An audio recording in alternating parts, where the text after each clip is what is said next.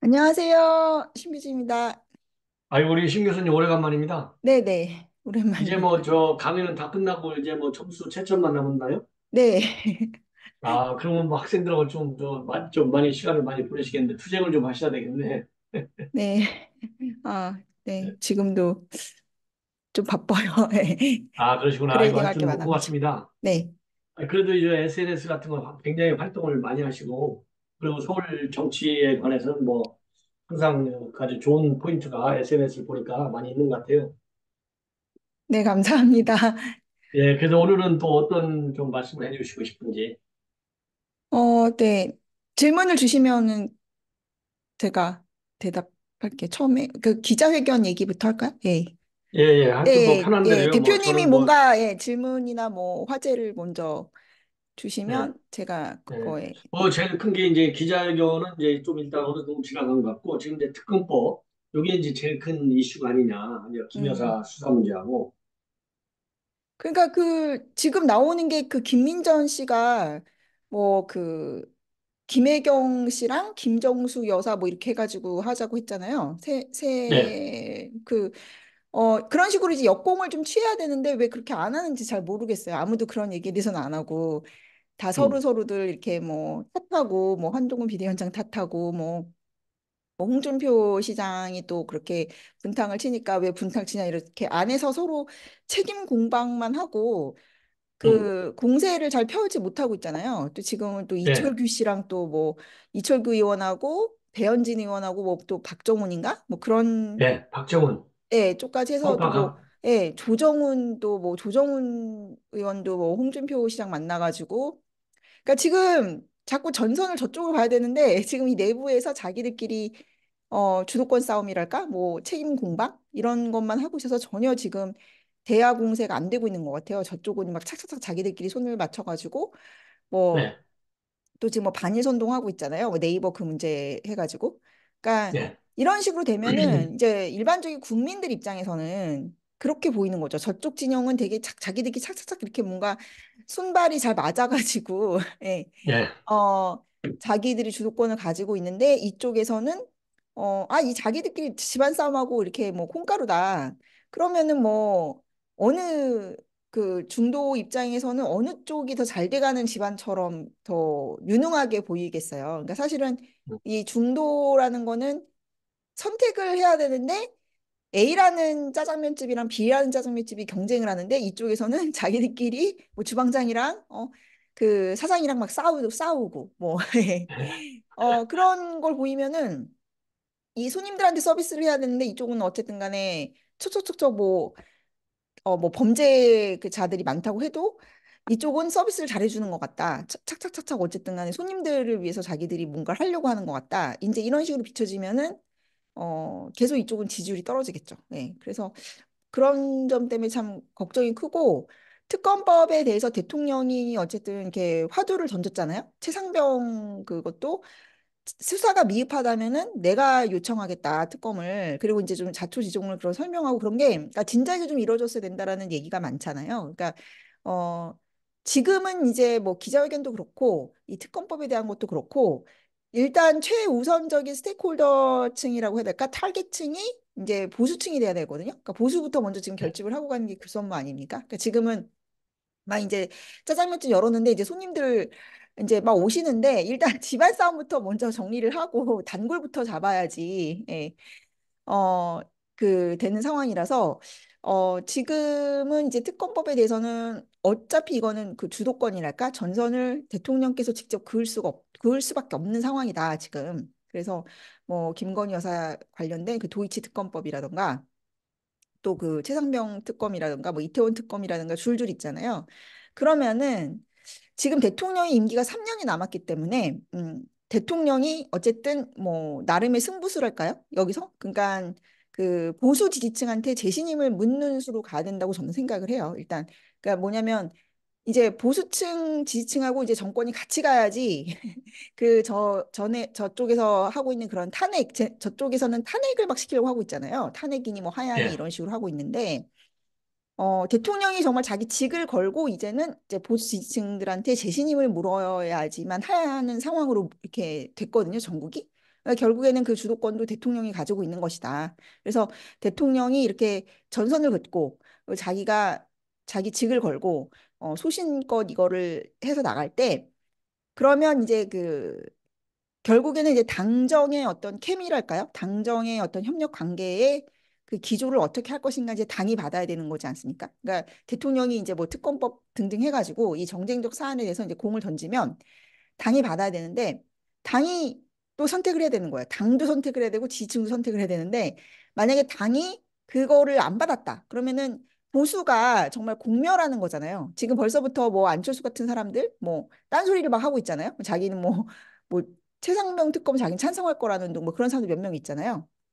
그렇게 되면 이제 이게 전선이 이제 어떻게 돼가냐면은 대통령이 이제 앞에서 깃발 들고 전선을 끌고 공을 던졌는데 당이 팔로우업을 못 해준다거나 여기서 이 당정의 그 케미가 깨진다. 그러면 결국에는 지지층들의 심판을 받게 돼 있어요. 이 국민의힘이란 당이 뭐 정말 분열될 수도 있고 아예 뭐 와해될 수도 있고 그러면 이 지지층 입장에서는 지난 우리 박근혜 정권의 그 탄핵 트라우마가 있지 않습니까? 그러면은 지지층에서도 어쨌든 이제 대통령이 전선을 그음에도 지지층도 받아야 되는 거죠. 지지층도 선택을 해야 되는 거예요. 이게 제2의 또 분열이 돼가지고 우리가 대통령 못 지키고 대통령 버리고 해가지고 제2의 그 탄핵 사태를 겪고 그럼 또 좌파 10년, 20년이 또 열릴 것인가. 지금 겨우 잡은 정권인데 그래서 지금은 이제 주체가 저는 이제 세 갈래 그 보수 진영 내에서 이제 주체들이 뭔가 이 사선에서 예, 보수 절멸의 위기에서 다들 결정을 해야 되는 시기다. 예. 그래서 대통령도 자기의 그 직을 걸는 각오로 그 대야 전선에서 각을 세워야 되고 자기가 이 아젠다를 던져야 되는 거고 그거에 이제 시초가 저는 기자회견이었다고 생각을 하거든요. 그리고 이제 피할 수가 없는 거죠, 이제는. 그래서 예. 어 정말 이 뭐 낙동강 전선을 지키느냐 마느냐에 지금 몰려 있는 거잖아요. 이 사선에. 그래서 네. 대한민국의 운명도 그래서 그러면 이제 당은 어떤 노선으로 갈 거냐. 그러면은 이 당의 구성원들도 이번에 뭐 당선된 사람들이라든지 뭐 국회의원뿐만 아니라 이 당의 구성원들도 결정을 해야 되는 거죠. 노선을. 이 대통령과 발을 맞춰가지고 다시 한번 이 보수를 지킬 것인가 재건을 하면서 대선으로 같이 갈 것인가 아니면은 또 저번처럼 대통령을 버리고 대통령을 지키지 않고 대통령과 이렇게 거리두기를 하면서 이 당이 그럼 독자 생존을 할 수 있을 것인가 또 그런 강력한 리더십을 세울 수 있을 것인가 그거를 잘 판단해 봐야 될 거예요. 그래서 뭐 예를 들면은 저번 때처럼 했을 때 뭐 유승민이나 뭐 김무성 그런 세력들이 박근혜 대통령을 사실상 이제 탄핵으로 몰아 넣으면서 그 사람들의 정치적인 여정이나 결말이 어떻게 되는지를 다 알고 있잖아요. 또 그 유승민의 뭐 후계자 격이라고 할 수 있는 뭐 이준석도 어쨌든 간 이번에 뭐 배지를 달았지만은 이 보수에서는 이제 쫓겨났잖아요. 그러니까 보수하고는 이렇게 다른 길로 가고 있기 때문에 이제 그 결정을 내려야 될 것이다. 근데 이제 그러면은 이준석이는 네, 보면요. 네. 특검에 대해서 뭐 다른 특검에 대해서는 안 하지만은 예를 들어서 김여사 특검은 반대하거든요. 아, 그러니까 이준석은 저기 하는 예. 거죠. 자기가 국민의힘으로 가고 싶어서 하는 거죠. 그러는 거죠. 지금 이제 음, 윤석열 대통령하고 한동훈 비대위원장하고 사이가 안 좋다고 알려져 있잖아요. 그러니까 음. 홍준표하고 이준석이 지금 하고 있는 거는 계속 한동훈을 까고 있잖아요. 지금 윤석열 그렇죠. 대통령을 안 까고 있잖아요. 예. 어, 아니, 그래서 이준석이는 윤석열 대통령도 따죠. 그러니까 이제 음. 저 홍준표 그런데 이준석은 윤석열 대통령을 까는데 김여사 특검에 대해서는 반대하더라고요. 그러니까 그 저기 뭐야 한동훈에 저 집중된 공격을 하면서 자기가 나중에 그 국민의힘으로 다시 컴백할 그런 밑밥을 깔고 있는 거죠. 음, 음. 그래서 그 윤석열 대통령을 그냥 까는 거는 의례적으로 까는 겁니다. 그냥 까는 게 까야지 좌파 언론에서도 불러주고 막 이러니까. 예. 근데 잘 들어보시면 이준석이요, 보수 언론인가? 뭐 유튜브 그런 데 나와서 보면 헤드라인이 다 한동훈으로 꼽혀요. 예. 그러니까 그렇죠. 예. 예, 뭐 이준석이 그냥 뭐 대통령을 뭐 비난하는 거는 뉴스도 안 되는 거고, 예, 그냥 그건 그냥 뭐 디폴트로 그냥 좌파들이 우쭈쭈 해주는 그런 립 서비스 정도라고 생각하시면 되고요. 그 특검이나 이런 거에서 항상 그 이준석은 예전부터 그 김건희 여사 특검이나 이런 거에서 반대를 하는 스탠스를 많이 취했는데 제가 보기에는 이준석이의 멘탈에는 그 김건희 여사가 어쨌든 뭐 그 윤석열 대통령한테 많은 의사 결정을 미치고 또 뭐 인사에도 뭐 영향을 미치고 되게 의사 결정에 많은 영향을 미치고 약간 그 윤석열 대통령의 뭐 약한 고리 그런 식으로 자기 스스로 생각을 하는 거예요. 그리고 이번에 한동훈 비대위원장하고 윤석열 대통령하고 사이가 틀어진 것도 뭐 그 김경률 씨가 마리 앙뚜아네트 이런 얘기를 하면서 김건희 여사 문제가 어떤 트리거가 됐다라고 생각을 해서 자기 자신을 한동훈하고 차별화되는 걸 자꾸 이제 그 대통령이나 여사한테 보여주려고 하는 그런 의도가 있는 거죠. 그리고 윤석열 대통령 지지층한테. 예. 그래서 자꾸 네네. 그 한동훈 비대위원장하고 이간질을 하면서 자기를 차별화하려는 그런 전략이다. 그렇게 보시면 되고. 그러니까 그 뭐 네. 홍준표 시장도 맨날 뭐 한동훈을 그 공격하는 데 집중을 하지 뭐 윤석열 대통령 비판에 뭐 그렇게 힘을 실지는 않잖아요. 뭐 어차피 됐으니까. 그러니까 이 사람들도 그걸 아는 거예요. 이게 보수가 다시 한번 그 보수 지지층이 탄핵을 다시 한번 용인하지 않을 거라는 걸 아는 겁니다. 음, 그리고 이제 보수 지지층이 탄핵을 원치 않은 상황에서 또 국민의힘의 뭐 의원들이나 비주류들이 그런 걸 획책한다? 그럼 그 사람들 이제 보수에서는 정치 생명 끝나고 갈 데 없잖아요. 또 다시 바른미래당 시즌 2인데 그거를 누가 하고 싶어 하겠어요. 예. 그래서 이제 지금 상황은 그런 구도로 가고 있는 것이다. 예, 제가 봤을 때는. 그래서 예. 뭐 윤석열 대통령도 이번에 기자회견 했던 거는 그런 기조를 보여준 것이다. 이제 그러니까 자기가 지금 이제 전반적으로 보면 이제 그게 다 이제 한동훈 위원장의 등판을 언제 하느냐 이거 맞물려 있잖아요. 네네 그리고 저 일각에서는 뭐 신당이 만들어질 수 있다 이런 설이 있거든요. 네. 예, 그런 거에 대해서 어떻게 생각하시는지. 저는 한동훈 신당 같은 거는 가능성이 별로 없다라고 전 생각을 하거든요.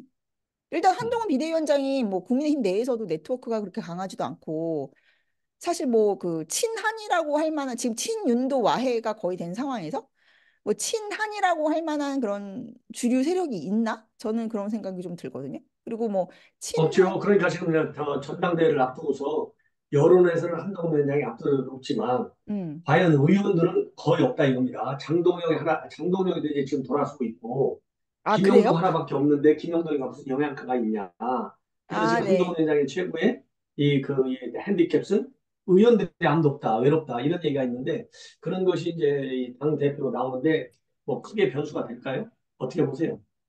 아니 뭐 지금 이제 그 예를 들어서 뭐 당장 내일 뭐 당대표를 한다고 해도 한동훈 비대위원장이 팬덤이 되게 강력하게 있고 그다음에 뭐 당원 투표 뭐 비중이 높잖아요. 그래서 뭐 제가 봤을 때 뭐 5대 5로 한다고 해도 저는 한동훈 비대위원장이 될 것 같거든요. 그러니까 뭐 당권을 뭐 한 비대위원장이 잡는 거는 저는 문제가 아니라고 생각하는데 문제는 뭐 등판 시기나 그런 게 문제가 아니라 한동훈 비대위원장이 예를 들어서 자기가 뭐 당대표를 하겠다라고 했을 때 어떤 컨텐츠와 또 어떤 그 노선을 가지고 그리고 또 대통령하고 어떤 관계 설정을 가지고 할 것인가 그 내용물이 더 중요한 거거든요. 언제 뭐 등판하냐 그거가 문제가 아니고. 왜냐면 예를 들어서 뭐 지금 갈등이 계속 있는 상황에서 그거를 지금처럼 계속 막 뭐 카더라 발로 해가지고 서로 감정이 상했다 이런 얘기만 계속 나오고 있는 상황에서 또 이 당내에서 이제 한동훈 비대위원장을 이제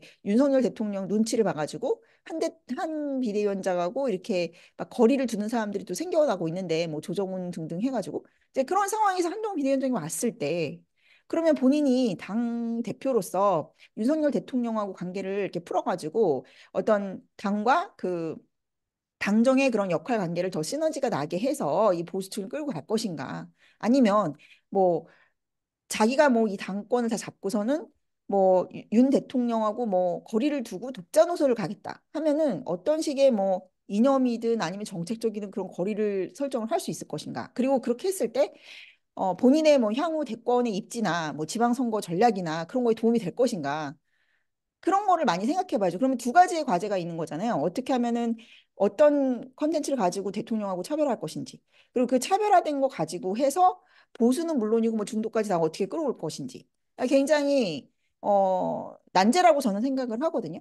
그래서 아니면은 또 지금 당권 잡아서 그럼 대통령하고 풀어가지고 잘 이거를 다독여서 이게 지금 대통령 지지율도 되게 낮은 상황인데 그리고 뭐 지금 여러 가지로 지금 심정적으로도 이렇게 지지층 내에서도 분열이 심한데 그러면 그거를 어떻게 그러면 만약에 어 이제 협력적인 관계를 회복한다고 할 때 그러면은 어떤 식의 그런 보관을 가지고 있는지 그런 게 더 중요한 거 아닐까 싶어요. 그러니까 뭐 나오고 안 그런데 나오고가 문제가 말이죠. 아니라 이 네. 한동훈 위원장 지금 이제 대통령과의 관계도 좀 얘기를 하셨는데 네. 지금 이번 이제 기자회견에서 한동훈 위원장에 대해서 이제 좀 내가 좀 뭐라고 그럴까요?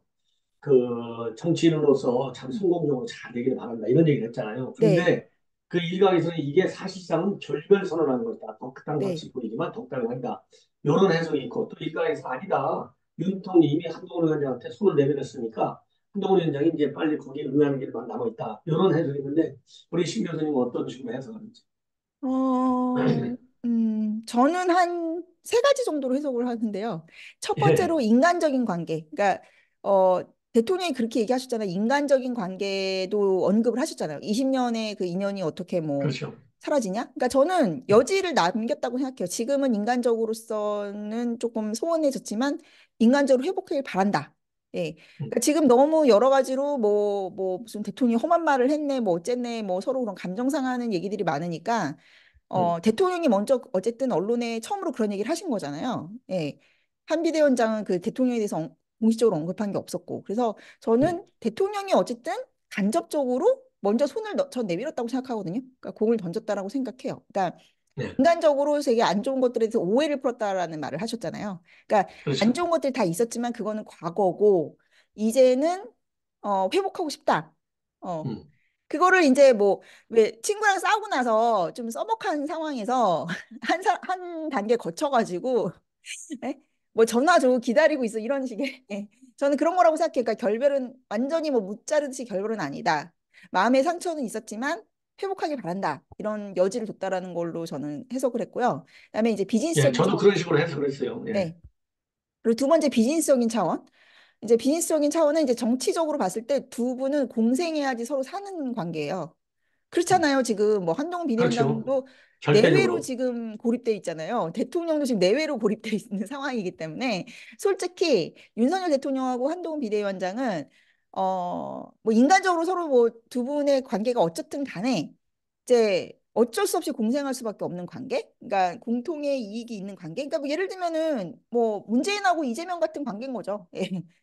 그러니까 서로 싫어하더라도 감정 싫어하더라도 서로 공유하는 적이 있고, 예. 공유하는 공통의 목표가 있는 관계 아닙니까? 이 예, 전선에 그 진영의 최전선에 있는 사람들이기 때문에 그렇기 음, 때문에 어 제가 봤을 때는 비즈니스적으로도 그게 뭐 어쩔 수가 없는 것 같아요. 그러니까 그 과거 음, 권력과 미래의 권력, 뭐 현재 권력과 미래의 권력 사이에 상충하는 갈등이 있겠지만, 뭐 인간적인 갈등도 있겠지만 지금 상황에서는 어쨌든 힘을 합쳐야 된다. 그래야지 자기들한테 좋지. 윈윈할 수 있는 관계라는 거예요, 둘 다. 그러니까 이렇게 뭐 한쪽이 죽어야지 한쪽이 사는 그런 관계가 아니고, 예, 서로 이렇게 코릴레이트 되는 관계다. 상관관계가 있는 관계이기 때문에 뭐 어쩔 수 없이 뭐 어느 순간에는 그거를 회복할 수밖에 없고 본인들의 지지층도 한 80% 이상 겹치잖아요, 사실. 예, 그러니까 뭐 그렇죠. 보수의 주류들은 이쪽이 뭐 한동훈을 좋아하니까 윤석열을 싫어하고 윤석열을 좋아하니까 한동훈 싫어하고 그건 아니에요. 예. 맞아요. 주류는 예. 아니 뭐 저쪽도 그렇잖아요. 저쪽도 뭐 이재명이든 문재인이든 조국이든 그런 게 주류지. 개인의 팬덤은 사실 소수거든요. 그 진영 내에서. 그래서 음, 그런 관계인 거고 비즈니스적으로는. 그리고 이제 다른 하나를 봤을 때는 이제 주도권이라는 저는 측면에서 보면 이건 있는 것 같아요. 총선 때까지는 대통령이 한동훈 비대위원장한테 좀 아쉬운 게 더 많은 상황이었던 거죠. 그러니까 음, 이제 운전대를 한동훈 비대위원장한테 쥐어줬으니까 그때는 한동훈 비대위원장이 운전을 하는 거였어요. 왼쪽으로 갈지 오른쪽으로 갈지. 음, 지금은 운전대를 윤석열 대통령이 쥐었다고 생각해요, 저는. 그래서 네, 근데 그 버스에 이제 여러 맞아요. 명 좀 타고 있는 거죠. 예를 들면 이제 한동훈 비대위원장 포함해서 홍준표, 뭐 오세훈, 원희룡 등등등. 그러니까 그 어차피 대권으로 가는 그것까지는 뭐 지선까지 해서 뭐 3년 정도 남았잖아요. 2, 3년. 그때까지는 어쨌든 죽이 되든 밥이 되든 뭐 윤 대통령이 지금 보수 진영에서의 운전대를 잡고 있기 때문에 결국에는 뭐 아무리 뭐 불평을 하든 뭐가 됐든 뭐 지금 상황에서는 이제 탈 수밖에 없는 상황인 거죠. 버스 타는 거는 이제 한동훈 비대위원장이 조금 더 본인이 대권을 가겠다고 한다면, 예, 본인이 대권을 가겠다고 한다면 관계 개선을 해야 될 니즈는 한동훈 비대위원장한테도 상당히 있는 거죠. 그래서 어, 그런 차원에서 본다면 저는 기자회견 때 상당히 저는 뭐 윤석열 대통령이 좀 늦었지만 어쨌든 본인이 공을 던졌다. 아젠다를 예. 선제적으로 던졌다는 거는 있는 것 같아요. 지금 한동훈 비대위원장이 이제 네. 응답할 차례인 거죠. 네. 그럼 두 가지만 제가 좀 짧게 말씀을 한번 해주시죠. 이제 하나는 지금 이번에 조정훈이가 그 네. 대구까지 가서 홍준표를 만난 그 의미, 그거 하나 하고, 그리고 동아일보에서 뭐 한동훈한테 아주 나쁘게 얘기했다 이런 좀 보도가 있는데, 그 두 가지에 음. 대해서 한번 의견을 좀 근데 말씀해 제가 주시죠. 보기에 이제 첫 번째로는 조정훈 씨 같은 경우는 윤석열 대통령이 지금 한동훈 비대위원장에 대해서는 개인적인 감정이 되게 안 좋은 것 같고 또 지금 상황에서는 본인이 확실히 운전대를 잡고 예, 드라이브를 걸려고 하는 것 같아요. 지금 보면 뭐 이원모라던가 뭐 김성룡 뭐 이런 사람들 낙선자들 또 자기가 다 걷어들였잖아요. 근데 또 지금 뭐 네. 한동훈 비대위원장은 또 낙선자들 만나고 다니고 막 그랬었잖아요. 그러니까 서로 약간 지금 이제 버스가 새로 이제 다시 또 이제 총선이라는 걸 거쳐서 가는데 상당히 두 분이 뭐 개인적인 그런 그 마음의 상처도 서로가 있는 것 같고 그러면서도 또 이렇게 그러다 보니까 또 많이 이쪽으로 정치적으로 고립이 되면서 프레셔를 많이 받다 보니까 이 자기 세력에 대한 그런 것도 되게 그 위기감이랄까요? 뭐 그런 것도 커진 것 같아요. 두 쪽 다. 그래서 그런 상황에서 약간 이제 조정훈 씨 같은 경우는 조금 오바를 한다고 해야 되나? 그러니까 이분이 뭐 시대전환에서 어쨌든 뭐 전향해서 왔기 때문에 당의 기반도 없고 그러잖아요. 그러니까 본인으로서 좀 체급을 좀 높이고 싶고 뭐 이번에 당대표도 나간다 이런 게 어느 정도 자기가 이 당에서 뭔가 기반을 좀 가지려면 좀 체급도 높이고 언론에서의 이제 주목도 받고 싶고 이러다 보니까 조금씩 이분이 이제 오바 액션을 하면서 지금까지 좀 자기 체급을 키워왔잖아요. 거기서도 약간 이제 튀면서 예. 그러니까 이번에 좀 튀는 행동을 하는 것 같아요. 그래서 뭐 약간 이제 물에 물 탄 듯 술에 술 탄 듯 하면은 그게 없으니까 영양가가 없으니까 확실하게 이게 친윤적인 스탠스 그러면서 어차피 이제 3년 남았잖아요. 윤석열 대통령이. 그러니까 제가 아까도 얘기했지만 그래서 제가 그 지금은 운전대를 윤 대통령이 잡고 있다라고 하는 거죠. 어쨌든 왜냐하면 뭐 3년이나 남았기 때문에 뭐 다들 이제 뭐 의원들도 뭐 체급을 높이고 그러려면 뭐 내각에도 참여를 해야 되는 거고 어쨌든 뭐 아직은 당의 주류라고 해야 될까요? 어쨌든 뭐 친윤 의원들이 다 생존해 왔기 때문에 뭐 이철규 씨부터 해가지고 그런 식으로 좀 하는 거 아닌가. 그리고 뭐 박정훈 씨나 뭐 이런 사람들을 막 그 잡음을 내는 거는 뭐 세간에 뭐 들리는 소리에 의하면 뭐 홍준표 시장한테 뭐 붙었다 뭐 이런 얘기도 있는데 뭐 그런 자세한 속내까지는 잘 모르겠지만 어 약간 뭐 그런 그 이철규 그분하고 이렇게 뭐 잡음을 뭐 일으키는 게 그러니까 약간 어쨌든 뭐 홍준표 시장도 지금 대통령한테 뭐 밑보에 좋을 게 없잖아요. 3년이나 남았고 하니까 뭐 그런 당내 어떤 주도권 싸움 그런 차원이 아닐까 조정훈 씨의 경우에는 네. 그래서 약간 좀 네. 오버를 하는 것 같아요. 좀 티나게. 동아일보 기사는 어떻게 보세요? 그 기사가 보니까 저도 봤는데 무슨 오타까지 있더라고요. 아니 기자가 너무 막 뭘 급하게 썼는지 막 오타까지 내면서 그리고 요새 조중동이나 종편에서 이렇게 하는 보도를 보면 오히려 이제 그 일반 지지층도 그렇지만은 기자들이 확실히 한동훈 비대위원장이 큰 우군이다라는 생각은 많이 들어요. 네. 그러니까 되게 뭐 기사 뽑는 거나 그런 야마 잡는 게 되게 노골적으로 막 한동훈 지키기 이런 느낌이 좀 많이 들고 자꾸 이제 그 한동훈 비대위원장에 대한 동정론 그러니까 최대한 이 면책을 해주려고 총선에서 그러니까 약간 그런 거죠. 지금 보수가 이렇게 무너진 상황에서 이제 친윤도 무너지고 다 이제 좀 난장판 되고 서로 머리끄댕이 잡고 있으니까 한동훈이라도 좀 지키자. 뭐 예, 세자라도 지키자 미래를 위해. 뭐 그런 약간 보수 진영 전체 내에 어떤 패닉 그런 거를 보여주는 것 같아요. 요새. 그러니까 지지층도 그렇고, 그러니까 요새 보면은 뭐 묻지도 따지지도 않고 그냥 일단 한동훈 지켜 막 이런 거 있잖아요. 너무 지금 한동훈을 고사시키려는 그 내부 분탕 종자라든가 뭐 저쪽에 뭐 말도 안 되게 또 막 이제 하니까. 그러니까 지금 막 음. 그 지지층들이나 보수 언론에서 봤을 때도 너무 막 진 거 같은 거죠. 총선 때문에 다 망한 거 같고 뭐 윤석열 대통령의 뭐 기조라던가 이런가 윤석열 대통령이 이제 심판을 받았다.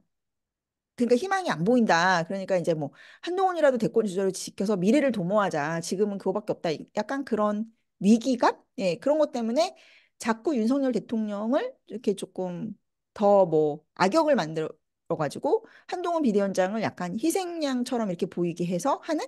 그러니까 그게 그러니까 일견 보면 뭐 윤석열 대통령 그 사람들이 봤을 때는 이제 윤석열 대통령이 인기가 없고 지지율 낮으니까 그걸로부터 약간 이제 한동훈 비대위원장을 이제 보호해 주는다 뭐 이런 식의 그 프레임을 잡는 것 같은데 저는 지금 상황에 그런 그 보수 진영의 약간 그 위기감이라든가 그런 게 뭐 역으로 보자면 한동훈 비대위원장한테는 굉장히 좋은 뭐 정치적인 레버리지가 될 수 있다. 예. 그러니까 본인이 어쨌든 총선에 그 실패를 했지만 그 상당 부분 그런 것들이 많이 희석되고 있잖아요. 그러니까 많이 좀 뭐 음. 홍준표라든지 그런 사람들이 많이 때려주고 홍준표나 이준석 이런 사람 때려주니까 지금 보수에서는 아, 이 분노감이 뭐 윤석열 대통령이나 아니면 한동훈 비대위원장 그 욕하는 사람들로 향하고 한동훈 비대위원장에 대해서는 이제 동정론 보수 내에서는 그리고 약간 그게 플러스 뭐 중도나 이런 쪽에도 좀 그런 게 작동될 수 있을 것 같아요. 왜냐하면 그러니까 만약에 막 윤석열 대통령이 나서서 막 한동훈 비대위원장을 막 뭐 감싸거나 뭐 친윤 진영에서 감싼다 그러면은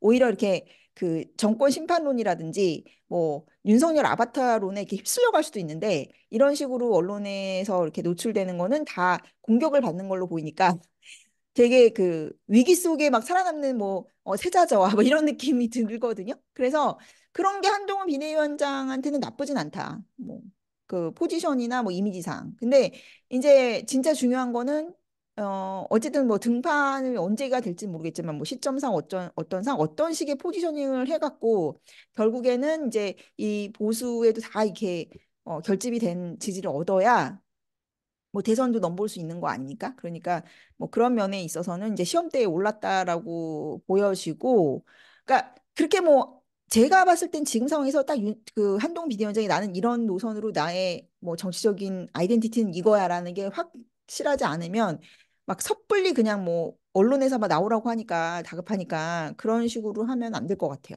예. 그리고 네네. 본인이 되게 많이 자기를 지지해주는 지지층들이 자기한테 원하는 게 뭔지 그런 거부터 좀 고민을 많이 해봐야 될 것 같아요. 그러니까 막 총선 때 네네. 가면은 뭐 어르신들의 아이돌이라고 하지 않습니까? 그러니까 이 보수층의 특히나 이제 그 TK나 이쪽에서의 지지를 많이 받고 있는 거거든요. 한동훈 비대위원장이. 근데 사실 네. 지금 총선 결과를 보면은 오히려 그 TK 전반에서는 좀 그 지지가 낮아졌다는 거죠. 안티도 많이 생기고. 그러니까 그 이번 총선의 문제가 그거예요. 그러니까 보수 진영 내에서의 뭐 스타라고 해야 될까? 그러니까 자기가 살아남은 사람들이 있어요. 솔직히 말해서 저 한동훈 비대위원장도 총선을 거치면서 더 스타가 되고 팬덤이 더 공고해졌잖아요. 근데 진영은 망했단 말이에요. 그리고 뭐 예를 들면은 뭐 김재섭 같은 사람도 자기가 어쩌지 해가지고 수도권에서 뭐 국민의힘하고 반대로만 했더니 자기는 당선됐다. 그런데 당은 망했다는 거죠. 그러니까 당이 망하니까 이렇게 이 사람들은 당과 거리를 두거나 뭐 지지층의 노선과 달리했던 사람들은 이렇게 뜨는 그 현상이 과연 그러면은 이 진영에 좋은 것이며 이 진영의 리더로서의 그 사람들의 발판을 만들어주는 것인가를 좀 생각해 봐야 될 것 같다, 저는. 네. 네네. 그래, 오늘 또 좋은 말씀, 또 새로운 시간 많이 또 들었습니다. 고맙습니다. 또 네, 시간 나실 감사합니다. 때 또 한번 제가 모실게요. 네, 감사합니다. 네. 고맙습니다.